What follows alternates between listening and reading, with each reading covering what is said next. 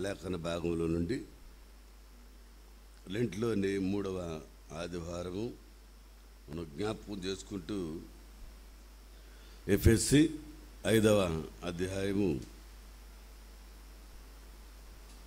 1 నుంచి 9 వరకు వాక్యాన్ని ధ్యానించుకుందాం.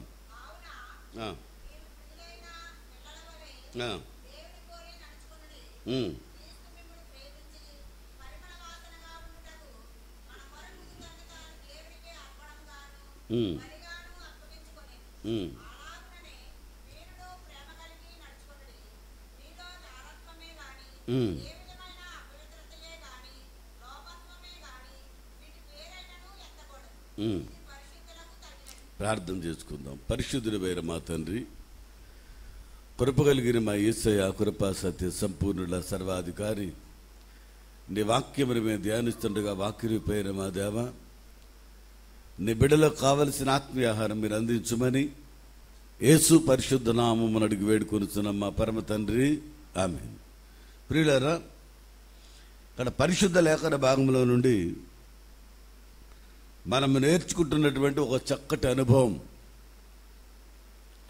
ఎందుకనంటే దేవుడు మనతో మాట్లాడుతున్నాడు. ఆయన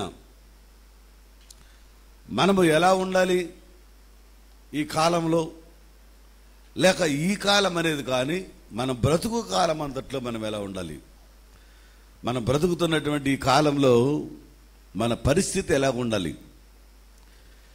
అయితే మనం ఏ పరిస్థితిలో జీవిస్తే దేవునికి సంబంధం అవుతాం, ఏ పరిస్థితుల్లో మనం తప్పుకుంటే దేవునికి దూరం అవుతాం అన్నది స్పష్టంగా వాక్యం సెలవిస్తుంది.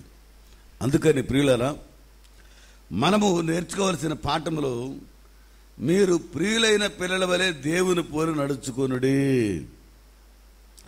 పిల్లల వలె దేవుని పోలి నడుచుకోవాలి.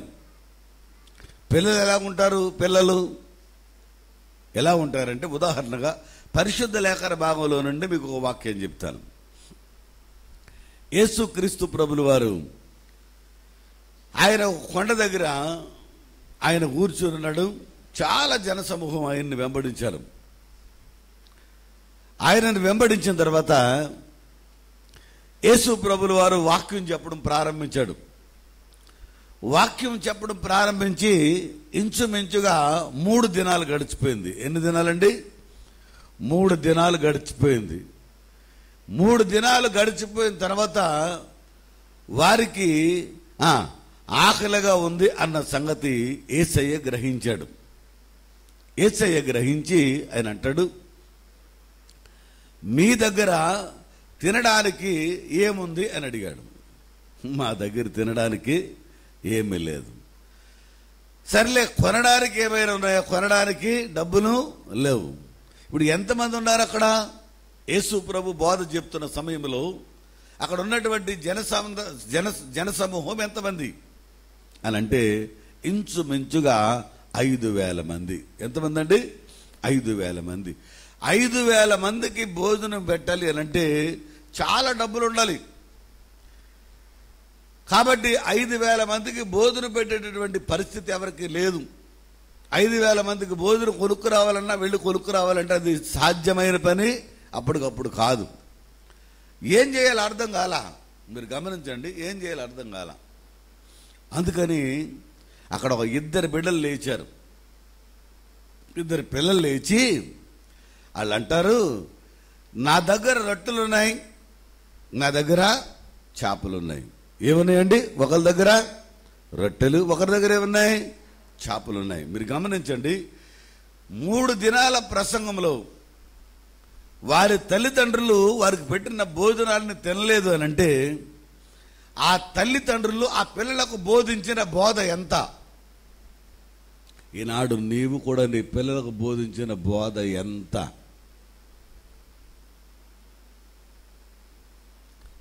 మీ పిల్లలకు మీరు బోధించే బోధ ఎంత? మీ మనవాళ్ళకి మనవరాళ్ళకి బోధించే బోధ ఎంత?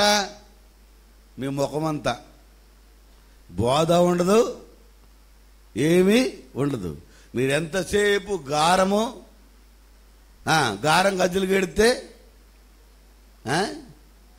ఈపు దెబ్బలకి ఏడిసిందంట, దెబ్బలకి. అలాంటి రకం మనం. ఇక మనం పిల్లల్ని సరిచేయడం అనేది మన జీవితానికి తగదు. అసలు ఈ మండప గ్రామంలో ఈ సెక్షన్కి తగదేమో అనుకుంటున్నాను. నాకు తెలిసి గ్రామమే ఎలాగైపోయింది ఈ గ్రామం. అలాంటి మంచి గ్రామం ఇది. ఈ గ్రామంలో పిల్లలకి వాక్యాన్ని బోధించుకునేటువంటి పరిస్థితి లేదు. మన పిల్లల్ని ఏదో ఎవరి మీదో గొప్పగా చేయాలి, ఎవరి మీదో నా పిల్లలు గొప్పగా ఉండాలి, ఆడికంటే గొప్పగా ఉండాలి, ఈడికంటే గొప్పగా ఉండాలి. నీ ముఖం. మన జీవితాల్లో మనం చేసే మొట్టమొదటి పాడు పని అదే. పిల్లల్ని పాడు చేస్తున్నావంటే నువ్వే తల్లిదండ్రులుగా నువ్వే పాడు చేస్తున్నాడు ఈ పిల్లల్ని. మన వల్లే మనవరాండ్రి తాత మామ పాడు చేస్తానంటే వీళ్ళే పాడు చేస్తారు. వీళ్ళకి అసలు జ్ఞానం పెట్టలేదు దేవుడు. వాళ్ళు ఏం చేసినా చూస్తా కూర్చుంటారు, ఏదో పెద్ద గొప్పగా ఫీల్ అయిపోతుంటారు. వీళ్ళకే పిల్లలు ఉన్నట్టు, ఎవరికి పిల్లలు లేనట్టు. పిల్లలకి బోధించడం రాకపోతే పిల్లలు సరైన సమయంలో ఉపయోగపడరా. ఉపయోగపడకపోతే నీకు పిల్లలు ఉండి సుఖమేంటి, పిల్లలు లేకపోతే ఏంటి అసలు? ఏమండి, అంతే కదా. పిల్లలున్నా ఒకటే, పిల్లలు లేకపోయినా ఒకటే. సమయానికి ఉపయోగపడుతున్నారు లేదో జ్ఞాపకం చేసుకోవాలి. నీ బిడ్డలు దేవుని సన్నిధిలో ఉపయోగపడాలి సమయానికే.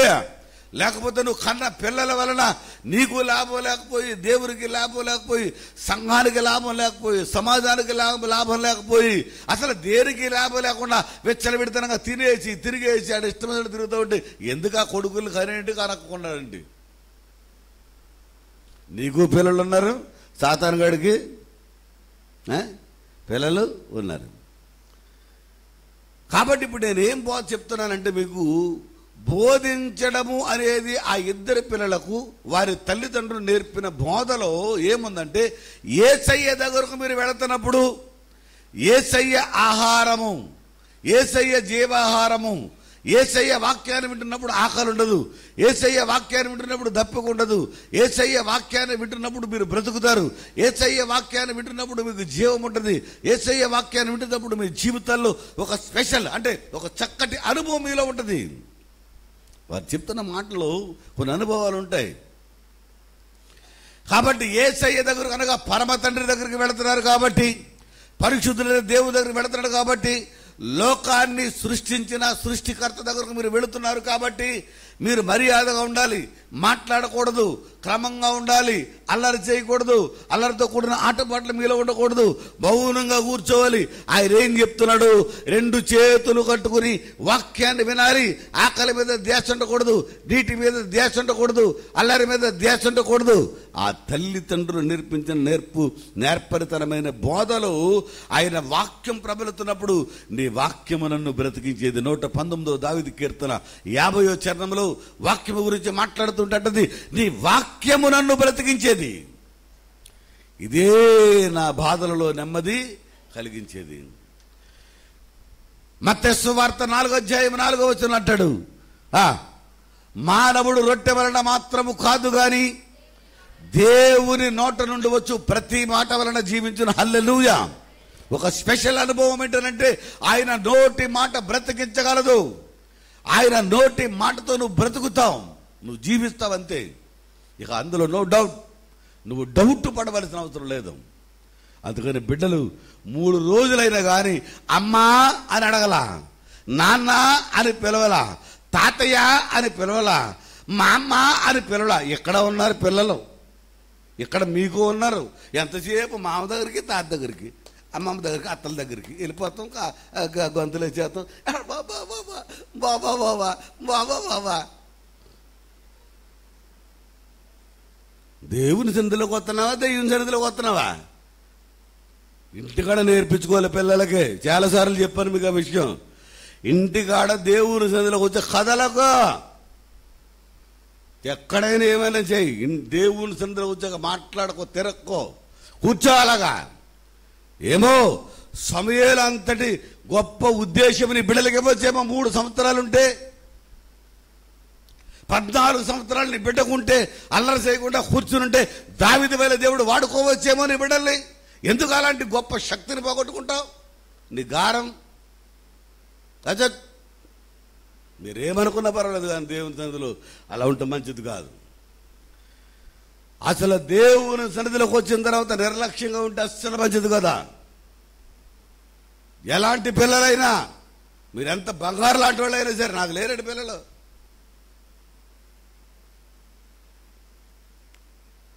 పెద్ద గొప్ప గీళ్ళకే ఉన్నట్టు పిల్లల గురించి మళ్ళీ దేవుని సంగతి బయటకు వెళ్ళిపోతున్నారు. ఇదా మీరు నేర్చుకునే వాక్యం? తప్పు సుమా.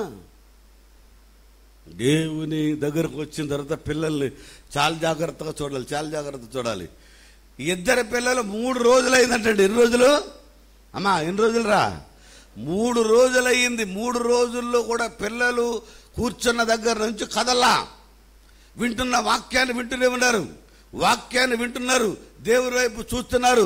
తల్లి లేదు, తండ్రి లేడు, తాత లేడు, మామ లేదు, మేనమామ లేడు, మేనత్త లేదు, అక్క లేదు, చెల్లి లేదు, కుటుంబం లేదు, ఇల్లు లేదు, వాకిలు లేదు.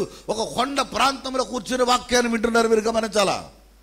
ఒక కొండ ప్రాంతంలో కూర్చుని వాక్యాన్ని వింటుండగా అక్కడ వారిని ఆదరించేవారు లేరు, ప్రేమించేవారు లేరు, ఓదార్చేవారు లేరు. వారికి మట్టుకు వారికే ఆ తల్లిదండ్రులు ఇచ్చినటువంటి ఆ రొట్టెను చేపల్ని దగ్గర పెట్టుకున్నారంతే.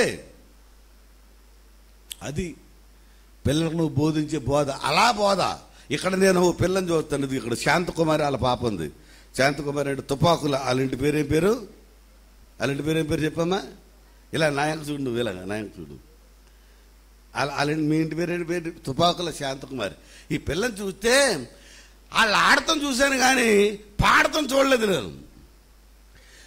మొన్న సిలువుకు సంబంధించిన పాట రాత్రి మొన్న పాడుతుంటే ఆ పాట పాడేస్తుంది. నేను నోరావులు ఇచ్చి చూస్తున్నాను నా పిల్లక. ఆ పాట పాడేస్తుంది, వెనకాల వెళ్తే కలిసి పాడేస్తుంది. కానీ వాళ్ళని చూస్తే ఆడుకున్నట్టుగా తిరుగుతున్నట్టుగా కనపడుతున్నారు. కానీ ఇప్పుడు పాడుతున్న పాట పాడేద్దాం. అమ్మ నువ్వు తుపాకు లాంటి దానిలాగా ఉన్నావు తల్లి, పేరు ఎలాగ వచ్చింది, నువ్వు చాలా తుపాకు. అమ్మ బాబు నువ్వు మామూలు తుపాకు కాదు తల్లి, పాటలు పేల్చేస్తున్నావు. హల్లెలూయా. పాడేస్తుంది సిలువ పాట, పెద్దోళ్ళు పాడే పాట, మాకు కూడా రాని పాట పిల్ల పాడేస్తుంది డైరెక్ట్గా. అమ్మా అదే గొడవ. అల్లరితో తిరుగుతున్నావు అనుకున్నాను కానీ మొత్తం మీద బాగానే నేర్చుకున్నామమ్మ తుపాకు అనుకున్నాను. మంచి తుపాకు, మామూలు ఏం తుపాకు అమ్మ మీద? Machine gun. తెగ పాడవతలాడేసింది అంతే. పాట అంతా శుభ్రంగా పాడేసింది. చాలా సంతోషపడ్డాను నిజంగా చూసి. ఆ పిల్ల ఇంకే చూస్తున్నాను. ఇంకో పిల్ల ఉంది పక్కనే, తుపాకులో ఉన్న గుండు లాంటి పిల్ల ఉంటుంది. అక్కడి నుంచి బ్యాగ్ కట్టుకుని వచ్చేస్తుంది. బ్యాగ్ కట్టుకు వచ్చేసి వీళ్ళ మొక్కలు ఇంకెలా చూసి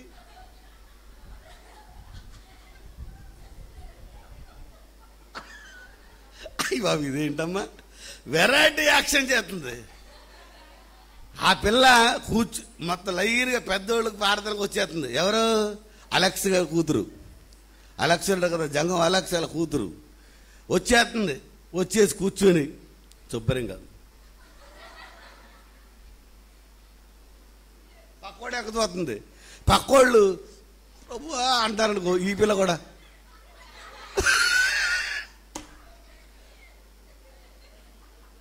భలే కొందరు అనాయరు అయితే. ఎందుకని అబ్బో మీరు మొత్తం మీద ఇక యాక్షన్ కింగ్ అయిపోతారు. వెళ్ళిపోతారు తయారయ్యేసరికి దేవుడు స్తోత్రం హల్లెలూయా.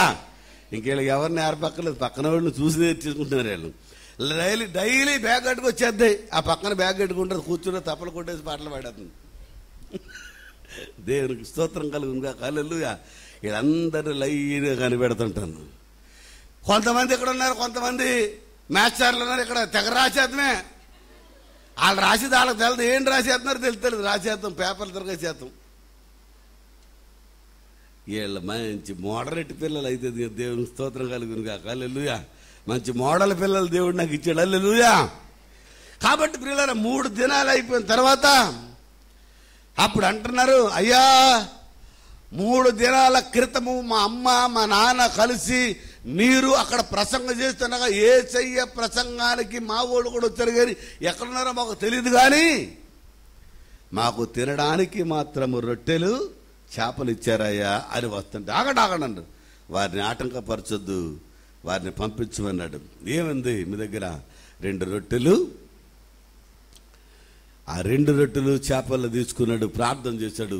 5,000 మంది ఆహారాన్ని శుభ్రంగా 5,000 మంది సమృద్ధిగా తినగా 12 గంపలు మిగిలిన దేవునికి స్తోత్రం కలుగునుగాక. హల్లెలూయా. 12 గంపలు మిగలడము అనేది ఎంత ఆశ్చర్యము. మిగిలినటువంటి ఆ భాగానికి, తిన్నటువంటి ఆహారానికి ఎవరు మూల పురుషులు అంటే 2 పిల్లలు. ఎవరమ్మా చెప్పండిరా? 2 పిల్లలు. నీ బిడ్డలు అలాంటి వాళ్ళు అయితే మంచిది కదా. అనేక మంది ఆకలి తీర్చేవాళ్ళు నీ బిడ్డలైతే, అనేక మందికి రోగాలు పోగొట్టేవారిని బిడ్డలైతే, అనేక మంది సేద తీర్చేవారిని బిడ్డలైతే, అనేక మందికి సమాధానం ఇచ్చేవారిని బిడ్డలైతే, అనేక మంది కుటుంబాలను రక్షించేవారిని బిడ్డలైతే, అనేక మంది కుటుంబాలకు సహాయ సహకారాలు చేసేవారు నీ బిడ్డలైతే ఎంత మంచిదో ఒక్కసారి ఆలోచించే. 5,000 మందికి ఆహారం పెట్టినటువంటి ధన్యత 2 బిడ్డలకు వచ్చింది. హల్లెలూయా. కాబట్టి ఇక్కడ అంటాడు, క్రీస్తును చూడండి, కావున మీరు ప్రియులైన పిల్లల వలె దేవుని పోలు నడుచుకుని, క్రీస్తు మిమ్మును ప్రేమించి పరిమళ వాసనగా ఉండుటకు మన కొరకు తన్ను తాను దేవునికి అర్పణగాను బలిగాను అర్పించుకొనను. అలాగుననే మీరును ప్రేమ కలిగి నడుచుకునండి. మీరు కూడా ఏం చేయాలంటే ప్రేమ కలిగి నడుచుకోనండి. ఒకరి ఎడల ఒకరు ద్వేషమును విడిచిపెట్టండి, ప్రేమను సంపాదించుకోండి. వారందరము దేవుని పుట్టించిన బిడ్డలమే, మనంతటా మనము కలిగిన వారము కాదు. కాబట్టి ఆయన మనస్సును మన మనస్సులో ధరించుకుని అందరిడల ప్రేమను కలిగి మనం జీవిద్దాం. అందరిడల సంతోషమును కలిగి జీవిద్దాం. అందరిని ప్రేమిద్దాం. అందరూ మనవారే, అందరూ మనలాంటి వారే, అందరూ నా కుటుంబమే, అందరూ నాకు సంబంధించిన రక్త సంబంధికులే. ఈ రక్తమంతా కలిసి ఎవరిది అంటే యేసయ్య రక్తమే మాలో ఉంది, మా రక్తమే యేసయ్యలో ఉంది. కాబట్టి మీరు, నేను మీరు, నా మీ అనే తేడాలు లేవు. మనందరము యేసయ్య రక్తంలో ఒకరమే. మనందరము బిడ్డలము, ఆయన బిడ్డలము. ఆ చక్కటి సంకల్పం నీలోకి వస్తే నువ్వు ఒక యేసు ప్రభులాగా తయారైపోతావు. హల్లెలూయా. నువ్వేమవుతావు? యేసు ప్రభులాగా నువ్వు తయారైపోతావు. యేసు ప్రభులాగా నీ బిడ్డలు తయారైపోతారు. యేసు ప్రభు కుటుంబంలాగా నీ కుటుంబం తయారైపోద్ది. ఇక నీ కుటుంబంలో ఏ ఇరుకులు, ఇబ్బందులు, శోధనలు, ఏ బలహీనతలు నీ కుటుంబంలో ఉండవు. కాబట్టి మీలో జాగ్రత్తమే కానీ, ఏ విధమైన అపవిత్రతే కానీ, లోభత్వమే కానీ వీటి పేరేను ఎత్తకూడదు. ఇది పరిశుద్ధులకు తగినది. కాబట్టి ప్రభునందు ప్రియమైన దేవుని సంగమా, లోభత్వము, మనము లోబులుగా ఉండకూడదు. చాలా మంది లోబులుగా ఉంటాం. ఖర్చు పెట్టలేము, తినలేము, త్రాగలేము, సుఖించలేము, సంపాదించుకుంటాం అంతే. సంపాదించుకుంటాం, నేర్చుకుంటాం, తినలేము, తాగలేము. చాలా మంది అలాగే చేసుకుంటారు వారి జీవితాల్లో. అయిపోద్దేమో అనుకుంటాం. అలా అంటూ కొన్ని దినాలు అయిపోయిన తర్వాత, మన వయసు పెరిగిపోయిన తర్వాత దాన్ని విడిచిపెట్టిపోతాం. దానివల్ల లాభం ఏముంది నీకు? కాబట్టి దేవుడు నీకు ఇచ్చిన దానిలో దేన్ని నువ్వు జ్ఞాపకం చేసుకోకుండా ప్రియమైన పిల్లల వలె దేవుని వాక్యాన్ని విని, వాక్యానికి లోబడి, అందరము ఆయన రక్త సంబంధికులమే, మనందరము ఆయన రక్తంలో ఒకరమే, ఆయన రక్తం మనలో ఉంది, మనందరం ఒకటే. ఇక తల్లి అయినా తండ్రి అయినా కుటుంబాలు వేరు. నీ కుటుంబం, నా కుటుంబం, ఇంటి పేర్లు వేరు, కుటుంబాలు వేరు, కుటుంబాల పేర్లు వేరు, మనుషుల పేర్లు వేరు. కానీ అందరిలో రక్తాలు కూడా వేరే ఉన్నాయి. A positive, B positive, C positive, ఇంకా రకరకాల పాజిటివ్లు అన్నీ ఉన్నాయి. అయితే ప్రియులరా, రక్తము అనేది మాత్రము ఒకటే జీవింపజేసేది. కాబట్టి అలాంటి మన జీవితాల్లో మనం అందరం కలిసి ఏక మనస్సు కలిగిన వారు ఉండాలి. ఆఖరు మాట కూడా చదువుకుని వాక్యాన్ని ముగించుకుందాం. చూడండి, లూకా సువార్త 11వ అధ్యాయము 14 నుంచి చదువుకుందాం. ఒకప్పుడు ఆయన మోగ దెయ్యం వెళ్ళగొట్టుచుండెను. ఆ దెయ్యం వదిలిపోయిన తర్వాత మోగవాడు మాట్లాడిన కనుక జనసమూహములు ఆశ్చర్యపడను. అయితే వారిలో కొందరు, వీడు దెయ్యములకు అధిపతి, బయల్జెబూల వలన దెయ్యములను వెళ్ళగొట్టుచున్నాడని చెప్పుకొండ్రి. మరికొందరు ఆయనను శోధించు పరలోకమునుడి ఒక సూచక క్రియను చూపమని ఆయన అడిగిరి. ఆయన వారి ఆలోచనలు ఎరిగి వారితో ఇట్లనెను, తనకు తానే వ్యతిరేకముగా వేరుపడిన ప్రతి రాజ్యమును పాడైపోరు, తనకు తానే విరోధమైన ఇల్లు కూలిపోరు. ఇక్కడ చక్కటి ఒక ఉద్దేశ్యం ఏంటంటే, మోగ దయ్యము, ఏ దయ్యమండి? మోగోళ్ళు దెయ్యం పట్టినంటండి. ఆ దెయ్యాన్ని వెళ్ళగొట్టాడు. అక్కడున్న వాళ్ళందరూ అంటారు బయల్జెబూల్ వలన ఇతను వెళ్ళగొడుతున్నాడు దెయ్యాలకు రాజు అని. ఆ పక్కన వాళ్ళు అన్నారు పరలోకములో నుండి ఒక సూచక్రియ చేయమన్నారు. అప్పుడు యేసుప్రభు ఏం మాటలు చెప్పాడు తెలుసా? ఒరే నాయనా, తనకు తానే విరోధముగా ఏర్పడిన ఏ రాజ్యమైనను ఏదో ఒక దినాన్ని కూలిపోద్ది అంటే తెలుసా? మనమే తెలివితేటలగలలోను, మనమే గొప్పోళ్ళు, మనకంటే గొప్పోళ్ళు ఎవరు లేరు. మనం అన్ని చేయగలం, మన వలన సమస్తము సాధ్యమే. మనం ఏది చెప్తే అదే, ఇదే కరెక్ట్ అదే కరెక్ట్ అనుకుని మనలో మనం ఎన్నో కొన్ని వెర్షన్స్ పెట్టుకుని ఆ వెర్షన్ ప్రకారం వెళ్ళిపోతాం. ఇక ఎవరు చెప్పినా మనము వినము. అలాంటి విషయాల్లోకి వచ్చేది మనంతటా మనమే ఏర్పరచుకునే పని అంటే అది. అందుకని అలాగూ చేస్తే ఏదో ఒక రోజున ఓడిపోక వాడిపోక తప్పదు.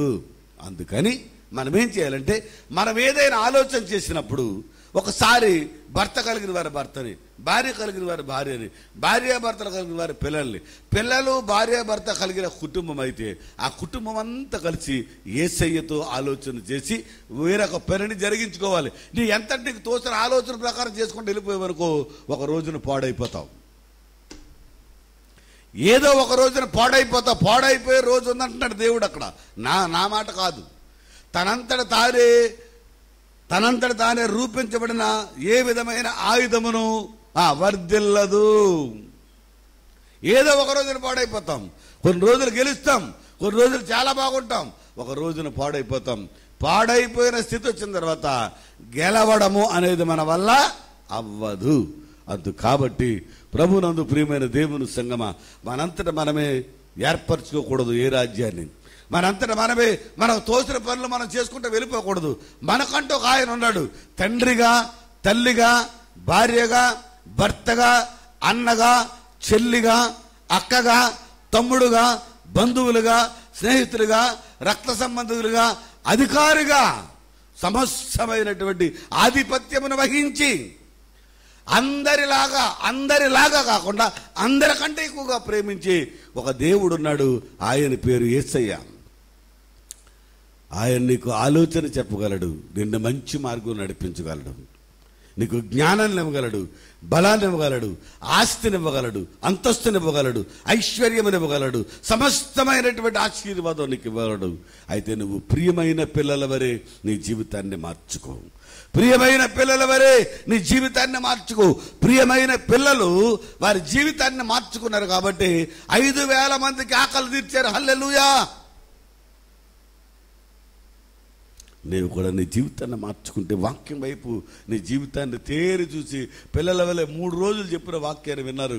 3 రోజుల తర్వాత 5,000 మందికి ఆహారం పెట్టేశారు. నీవు విన్న వాక్యము అనేక ఆత్మలు రక్షించి, ఆత్మల రక్షణ, ఆ ఆత్మలు ఈ సన్నిధిలో కూర్చుండబెట్టాలి. అది నువ్వు దేవుని దగ్గర వింటున్న వాక్యానికి ప్రతిఫలం అంటే అది. అలాంటి ప్రతిఫలాన్ని నువ్వు కలిగి ఉంటే దేవుడు నిన్ను ఆశీర్వదిస్తాడు. ప్రార్థన చేసుకుందాం. పరిశుద్ధులైన మా తండ్రి, కృపగలడు మా దేవ, నీ వాక్యాన్ని మేము విన్నాం. మా జీవితాల్లో ప్రియమైన పిల్లల వలె ఉండమన్నాం. వాక్యాన్ని వింటున్నప్పుడు పిల్లల స్వభావాన్ని మేము ధరించుకోవాలి ప్రభా. మాకంటే పిల్లలు చాలా గొప్పవారుగా కనబడుతున్నారు. మేము చెప్పిన మాట విని నీ వాక్యాన్ని విని 5,000 మందికి ఆహారం పెట్టి ఆకలి తీర్చారు. ఆ ధన్యత వారిదే. ఈనాడు మేము కూడా వాక్యాన్ని వింటున్నాం. ఏం వింటున్నామో తెలియకుండా మా ఇష్టానుసారంగా ఉన్నాం. కాదు. ఈ దినాన్ని మా జీవితాన్ని మార్చుకుంటాం. పిల్లల వల్ల మా ఉద్దేశాన్ని మార్చుకుని నీ వైపు మేము పరిగెడతాం. మా జీవితంలో నీ ప్రేమ కావాలి, నీ కృప కావాలి, నీ ఆశీర్వాదం కావాలి. మాలో ఉన్న సమస్తమైన దయ్యాలు యేసు నీ నామములో విడుదల పొందాలి ప్రభువా. మా అంతట మేమే నిరూపించబడకూడదు, మా అంతట మేమే రూపించబడకూడదు, మా అంతట మేమే చేసుకోకూడదు ఏ పనిని. దానివలన ఏదో ఒక రోజున నష్టం కలగక మానదంటుంది నీ వాక్యం. ఆ నష్టాన్ని కలగక ముందే సమస్తము నీతో ఆలోచించుకుని మేము పరిమళమైన సువాసనగా ఉన్నట్లు సహాయం చేయమని, బిడలపై నీ ఆత్మను కుమ్మరించి చిన్న బిడల బట్టి మనసును బిడల్లో ఉంచి నడిపించుమని యేసు పరిశుద్ధ నామమున అడిగి వేడుకొనుచున్న మా పరమ తండ్రి, ఆమేన్.